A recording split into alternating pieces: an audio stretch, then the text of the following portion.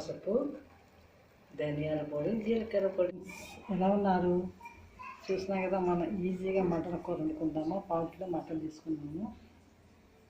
అలాగే ఆనియన్స్ కూడా తీసుకుందాము. ఫస్ట్ మనం స్టవ్ వెలిగించి కుక్కర్ పెట్టి ఆనియన్స్ వేసుకుంటాము.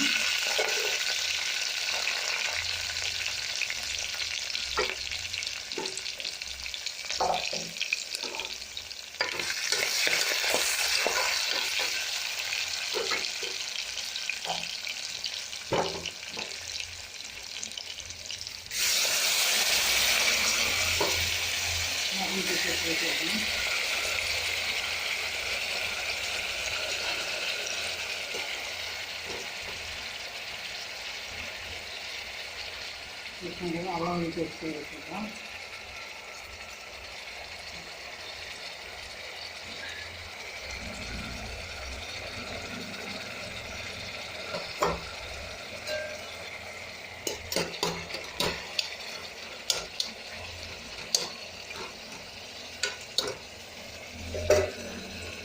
ఫ్రెండ్స్, చక్కగా మనం 1/4 కిలో మటన్ తీసుకున్నాం. బోన్లెస్. ఫస్ట్ మనం స్టవ్ వెలిగించాము. చిన్న కుక్కర్ పెట్టి కొంచెం జీరా వేసాము. గ్రీన్ చిల్లీ కూడా వేగిన తర్వాత, ఉల్లిపాయలు వేగిన తర్వాత మటన్ వేగింది.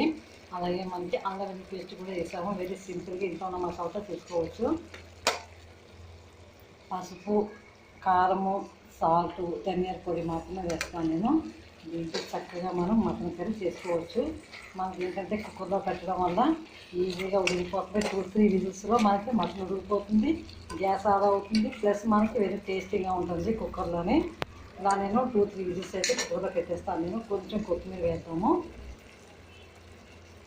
ఈజీగా అయిపోయి మనకి 2 విజిల్స్ వచ్చేది. ఆఫ్ చేసేద్దాము. సర్వింగ్ చేసేద్దాము. కరివేపాకు వేసారు కదా ఫైనల్గా.